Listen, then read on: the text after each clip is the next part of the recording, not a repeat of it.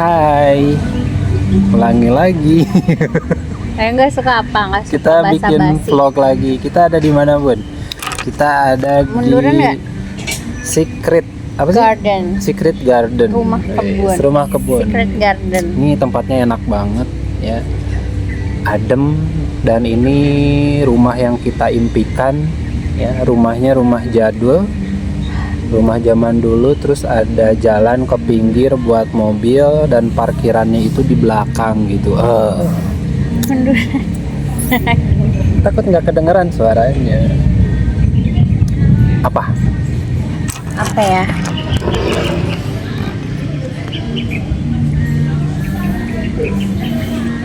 Cerita lagi. Apa ya? Tadi hasil penelitian. Hasil analisis tulisan.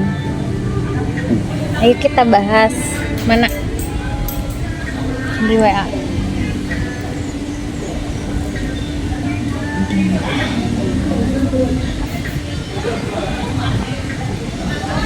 Nih, kita habis dapat hasil analisis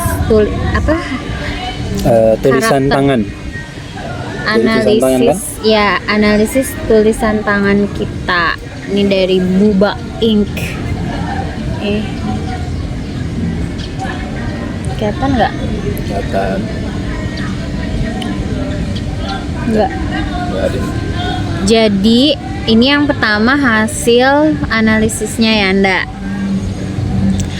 Yang pertama ternyata Yanda itu termasuk ke dalam golongan manual dexterity. Manual dexterity adalah kecenderungan menyukai pekerjaan dengan keahlian tangan. Bener gak? Kayak apa? Tuh. Kayak maksudnya Ngajar juga keahlian tangan kan? maksudnya kayak ini kali ya. Kalau Nulis. di sekolah tuh apa istilahnya? Kinestetik. Kinestetik. Ya enggak? Kinestetik, lebih kayak kinestetik gitu ya. Pilihannya ada apa sih itu? Ada kreatif, Creative literasi. ability, literary learning, listening, Science. cultural interest, scientific aptitude, dan mechanical skill. Mekanikal ke itu ya, mesin-mesin Ya gitu teknik, mungkin. anak teknik gitu kan. Ya. Ya. Oh, Oh iya. Siap. iya. Makasih. Makasih. Kasih teh ya. Baik banget. Dikasih payung, takutnya kehujanan nanti. Terus. Terus. Nah, jadi analisis tulisan tangan ini mengidentifikasi karakter dan kepribadian dari si penulisnya, katanya begitu. Dan ini dibuat atau dianalisis berdasarkan penelitian atau apa gitu ya, dari Dinan Nur Sadrina SPSI CHA. Apaan tuh? Lanjut. Ini nih, baca dulu. Kepribadian, ini soalnya pakai bahasa Inggris jadi kita translate. Kepribadian mengungkapkan ekspresi seseorang ya, seorang manusia, tapi khususnya apa tuh? Khususnya itu akan terekspresikan lewat cara dia menulis gitu. Makanya adalah ini gitu. Yang pertama, Emosional, respon emosi terhadap kejadian-kejadian dalam kehidupan. Kamu biasanya di kalem ya. kalem tuh tenang dan terkontrol. Dikontrol. Betul ya? Betul. Kalau aku, Kalau kamu lebih. kalau aku tuh yang ini nih hasilnya, yang aku tuh kamu merespon dengan emosi dan perasaan dan juga amarah katanya terhadap hal-hal yang masuk akal. Jadi yang masuk akal aja dihadapi dengan emosi. Itu hasil handwriting aku, bener gak? Dan itu betul. Betul 100%. Ish. Bener banget. Iya. Bener banget. Terus nih lagi, How long? berapa lama pengalaman emosional akan berpengaruh terhadap kehidupanmu.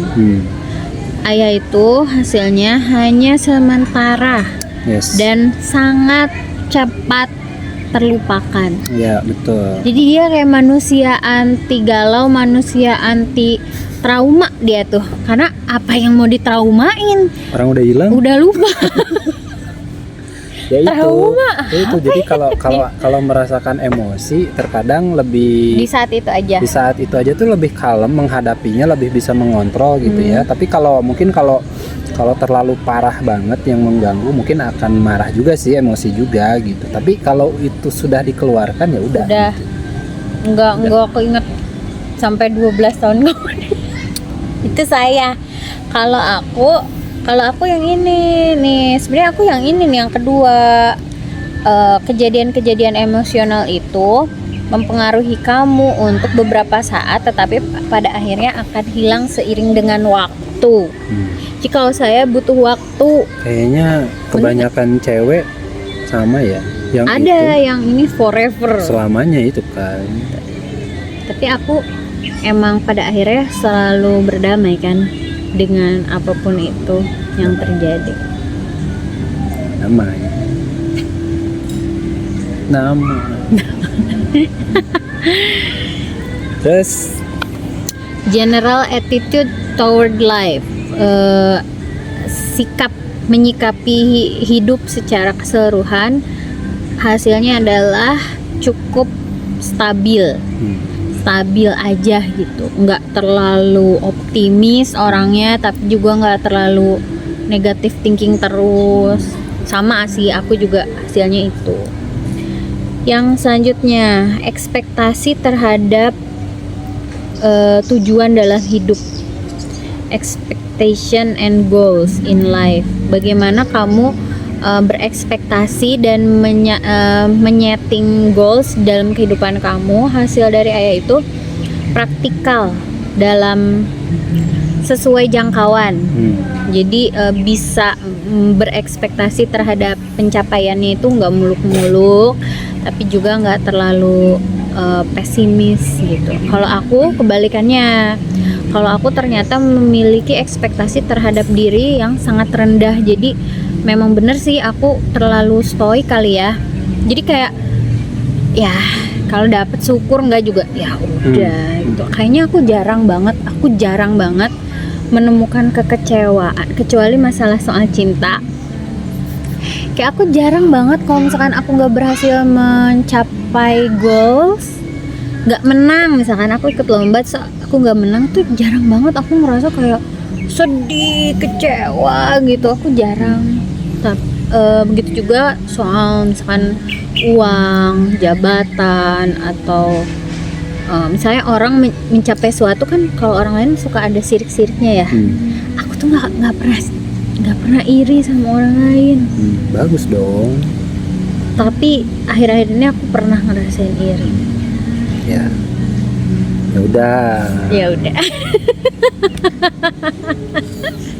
Kalau aku bener sih, ini emang nggak muluk-muluk, tapi sebenarnya mungkin ini 50-50 ya. Sebenarnya kadang ada ekspektasi yang tinggi, tapi ketika udah tahu itu nggak akan tercapai, itu sadar lagi kembali lagi ke bawah lagi gitu. Jadi kembali enggak, lagi kamu tuh orangnya itu ambisius sebenarnya. Iya ambisius, tapi kalau udah tahu ambisi itu nggak akan tercapai, itu ya udah jadi menurunkan lagi gitu. Kalau aku ambisius nggak banget.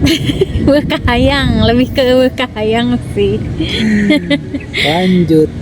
Your thinking patterns, pola berpikir ayat tuh ternyata analitik dan investigatif. Anjay, kayaknya kamu cocok jadi itu nggak sih, apa yang polisi suka nyamar? Iya, jadi intel. Ya. Analitikal. Kamu nggak tahu ya? Bener nggak tahu ya? Kalau aku sebenarnya adalah intel. Tua.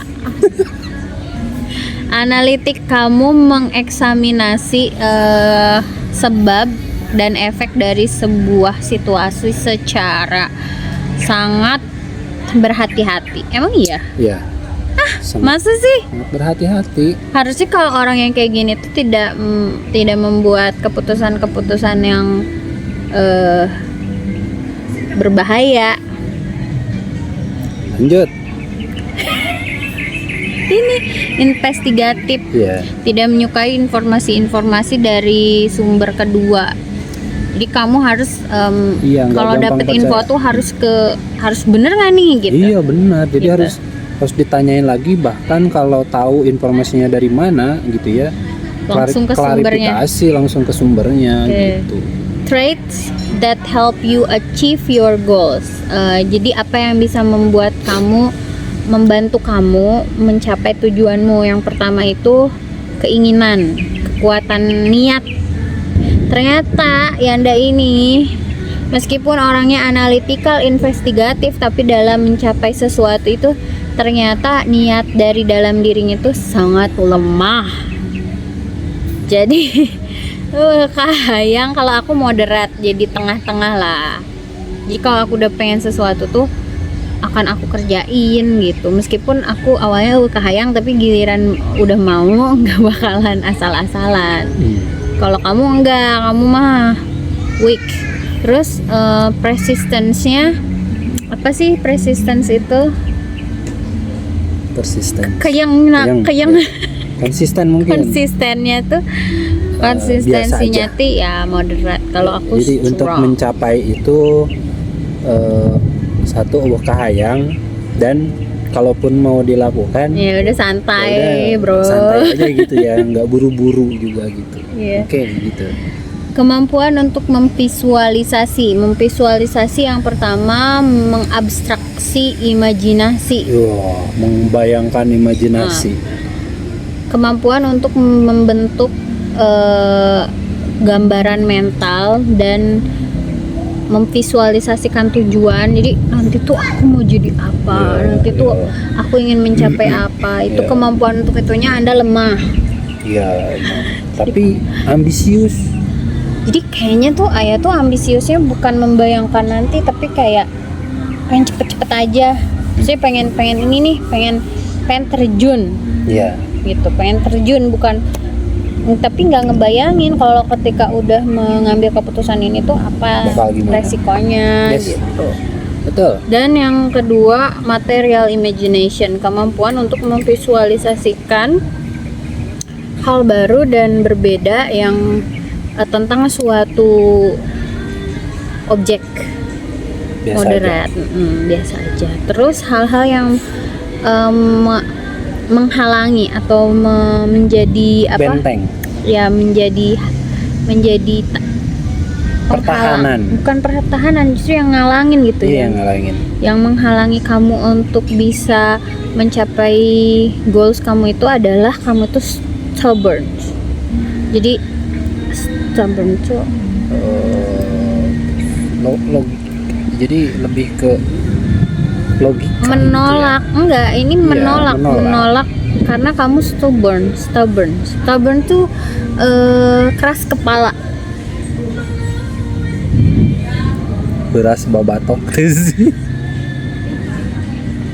Nih, hal-hal lain yang terdeteksi dalam tulisan kamu, yang pertama adalah memiliki toleransi terhadap opini orang lain dan perilaku orang lain. Ya udahlah, orang kayak gimana, oke gitu. Orang-orang inilah. Perhatian dan detail terhadap poin-poin apapun itu, misalnya lagi ngejelasin, kamu akan perhatikan poin-poinnya. Bener Terus banget, orangnya direct, langsung to the point gitu. Mantap. Terus orangnya kalau ngomong nggak suka basa-basi. Terus abis itu memiliki pola pikir yang independen itu mandiri, nggak mau diatur orang, tidak suka dicampuri oleh orang lain, dan juga inisiatif. Dia punya inisiatif yang baik dalam memutuskan segala sesuatu gitu. So jadi hasil analisis dari tulisan tangan yang dilakukan oleh Dina Nur Sadrina ini dari mana tadi? Buba ya? Buba Ink ini 95% ini sesuai. Dirasakan Sesuai. dengan kenyataan apa yang dirasakan. Jadi memang kayak gitu. Jadi gimana? Mendikbud sekarang ganti. Kamu mau ganti? Ganti suami. Kalau aku nggak punya anak, aku ganti suami. Oke, terima kasih teman-teman. Bye-bye.